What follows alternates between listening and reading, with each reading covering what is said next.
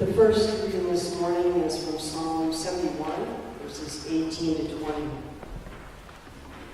So, even to old age and gray hairs, O God, do not forsake me, until I proclaim your might to all the generations to come.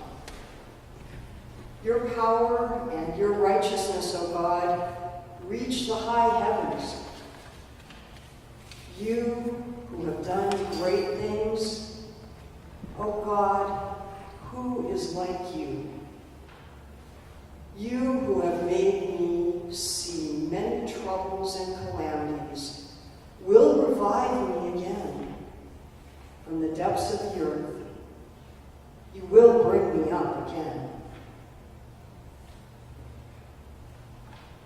The next reading is from poet Mary Oliver.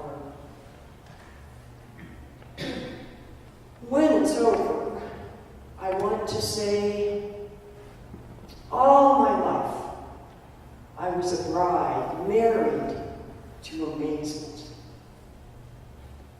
I was the bridegroom, taking the world into my arms.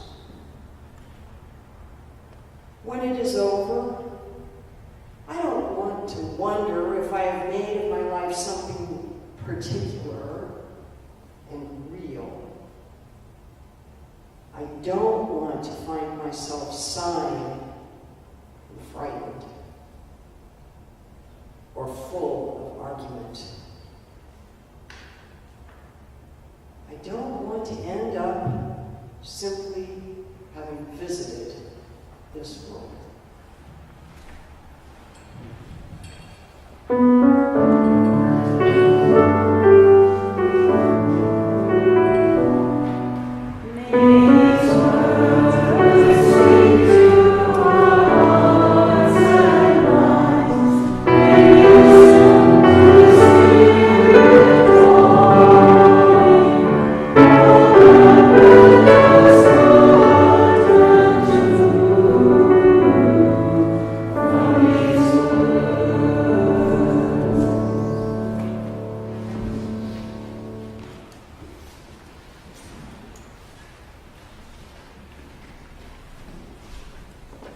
Dr. Smiedendorf was an old country doctor who lived by Lake Lanier in Georgia.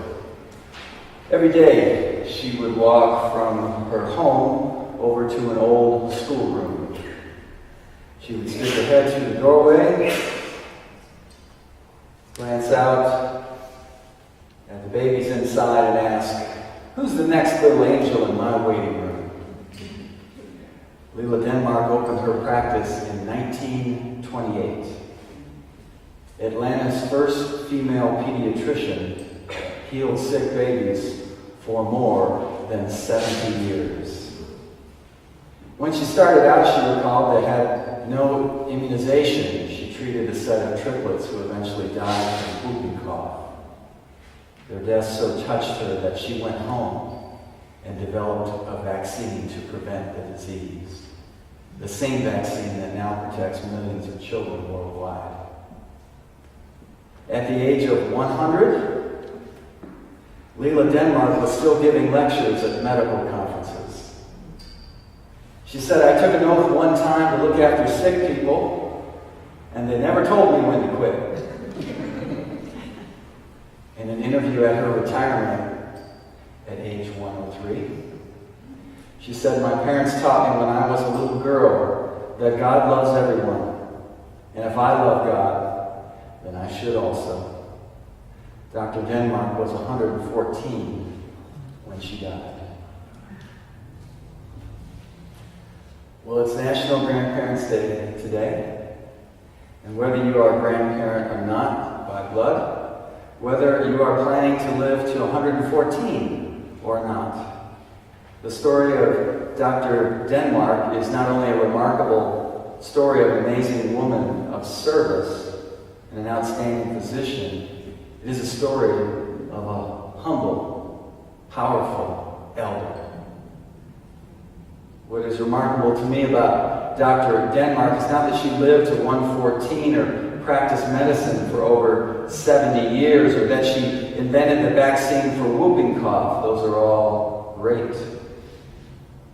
But that she exemplified so well the journey of aging to saging.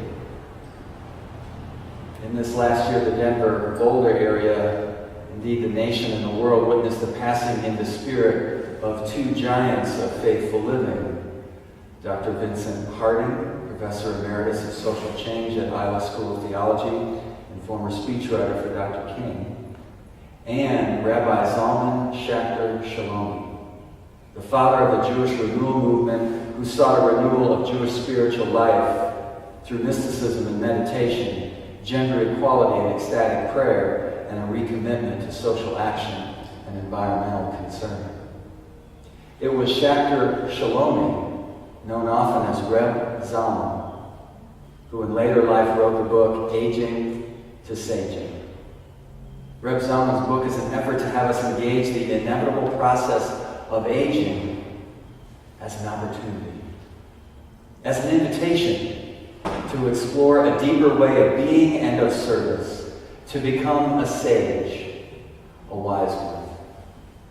Put simply, everybody gets older, but not everyone makes it worth their while or discovers the potential learnings.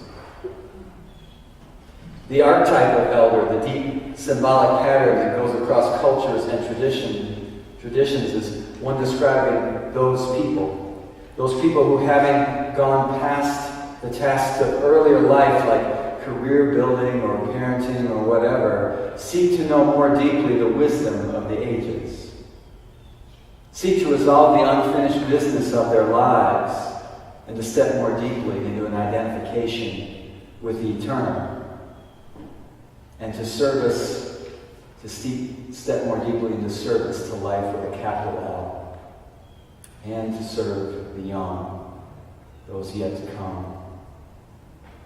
Reb Zalman suggests that those with years of experience are especially ready to realize the reality of the elder, the sage. In his book, Aging to Saging, which I highly recommend, Reb Zalman mentions a couple of people, among many, a couple of people I want to name. He mentions someone named Howard. Howard was an executive. He was maybe even the stereotype of the executive, establishing many things, becoming a senior person in management at a corporation. And then he retired. And he thought things would just go on. He would continue to be this productive person, accomplishing, doing, and being active. But in a lunch with Reb Zalman, he said, well, I keep doing those things people euphemistically call meaningful activities. But still, I don't sleep well. I walk around the house at night, and I wonder, what am I doing? What is this? I feel sad a lot, depressed. I'm not sure what to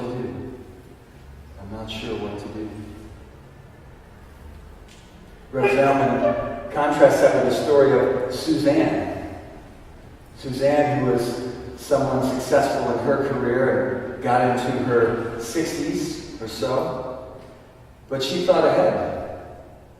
And she thought ahead to, what is the rest of my life going to be?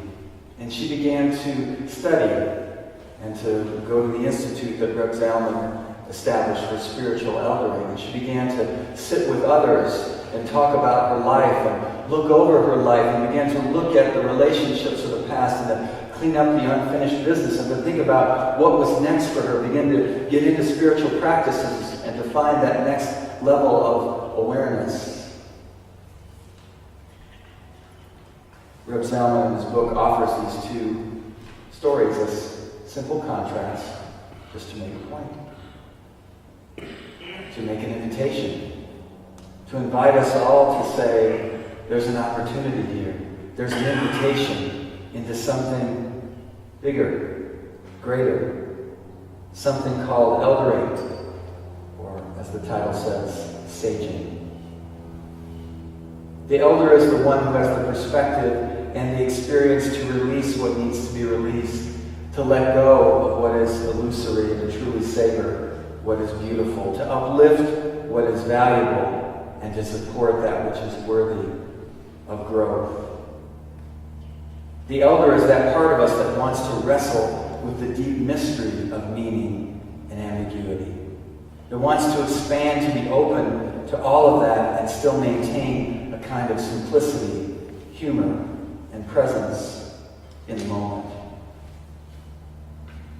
The archetype of the elder is in all of us, no matter what our age. We often see young ones who seem particularly wise and to speak wisdom in a certain way. Some people will sometimes look at those young ones and say, that's an old soul there. Seems to have been around even though they're young in years. And that's that inner elder archetype coming out. And so we have it at all ages, but there's a particular opportunity for us when we put on the mileage and the ears to realize it, to really let it out and have it be a blessing to us, to those around us, to all of creation.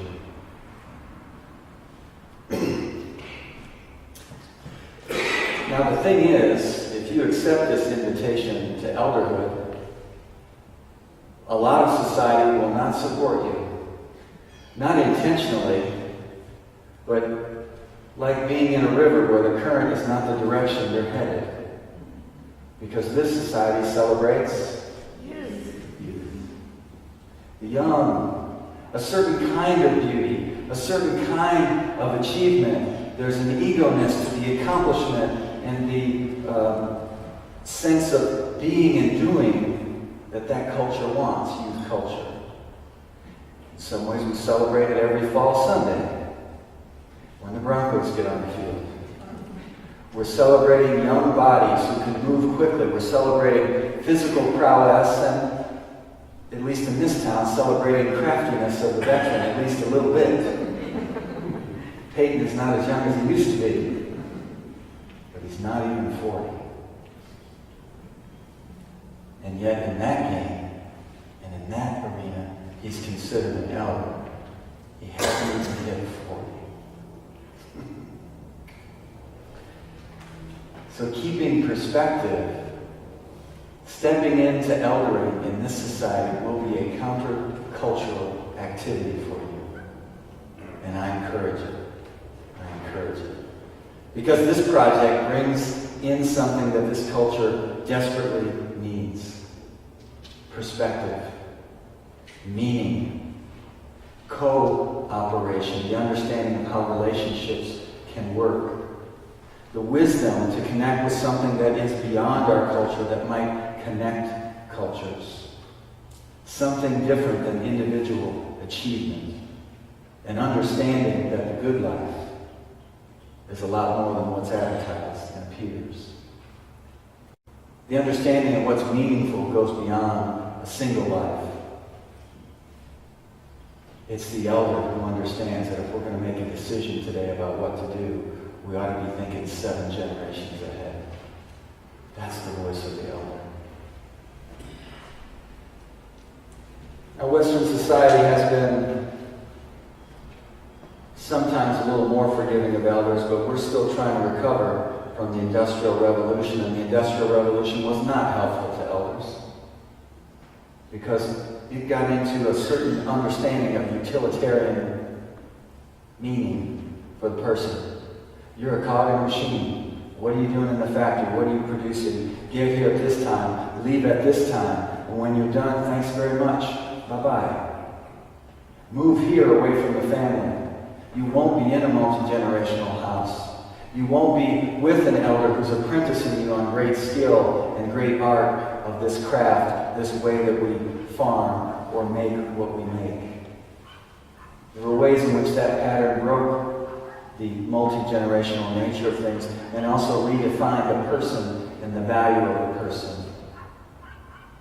About the best it could do was tell us that retirement is the time where you're not hassled anymore. You can go out and do what you want to do. That's nice. But Solomon is inviting us into something bigger and deeper. It's nice to have those choices, and there's something more. There's something more. My first job in graduate school was with a study. There was a research study. I went to graduate school at the University of Arizona. Let's see Anne's response to that. Graduate. It's fine. Go Wildcats. And downtown in Tucson is a senior center, and that's where we held some of the pieces of this research study. It was a study about wellness. That was the profession I used to be in. What if seniors actually engage in these practices that we think are healthy? Exercise, nutrition, and so forth. Does it actually make a difference? Let's look for the actual data. Seems to be true. Let's find out. So I got hired as an assistant. I was in grad school for exercise physiology, so I was in exercise classes 3 mornings a week in downtown Tucson. A lot of fun, some amazing seniors in our program. But I'll never forget coming in to that place and walking in to the exercise room, seeing some beautiful elders, smiling faces, but looking through the glass to the right, tall glass, where the sunlight would pass through. This was kind of a cafeteria area over there.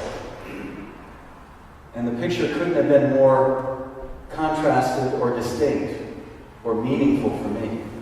On this side, we had elders who were smiling and active and engaged, making a choice for life, looking for the next adventure, wondering about life, engaging with it. And on the other side, I saw people sitting quietly, staring with that 1,000-yard stare, sitting.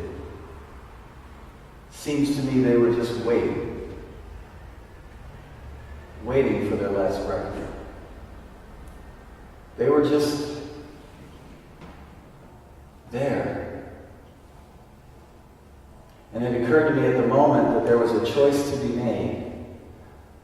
And that choice had something to do with what we choose all along the way of life. And certainly when we arrive at that last section of life, are we going to choose to engage, to be active, to take our later years as an invitation to something new, to service, to engagement with others, to engagement with our deepest selves, to a pursuit of a deep spirit?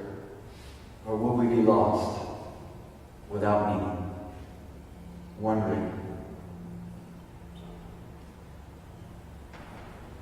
So I think often of that senior center in Tucson and of the choices I'm making. And if I will end up in a place like Howard or Suzanne, to borrow those stories. The psalmist we heard this morning beautifully shares a prayer that God be present to him or her in the graying years of life. The psalmist shares a prayer of praise for the divine mystery and sings a song of witness to all the struggles that have been endured. I love that. On the other side, and still in this wondering about the divine mystery, still in a prayer of thankfulness, of acknowledgement. And this psalmist sings a song of faith that the very depths of the divine earth will uplift them. The creator and the medicine of divine creation will see them through to the end of their life and beyond. Mary Oliver is one of my favorite poets. I'm sure I'm not alone. And today we have an eloquent efficiency, a description of arriving at a place of saging, of being an elder. She offers a beautiful invitation to us this morning. From the perspective of mortality, it's always a way to check our priorities, to see what we're doing in life, by the way. It's handy. From that place of when it's all said and done, when it's over, at the end, she imagines what she really wants. Did you hear it? It's so beautiful. To be a bride to amazement. To be a bridegroom embracing the world.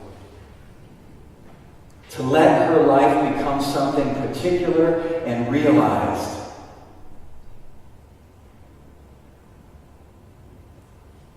and to arrive at the end in a place beyond sighing or fear or bitterness. Let us begin arriving at such a place now. Let it be so. Let it be so. Amen.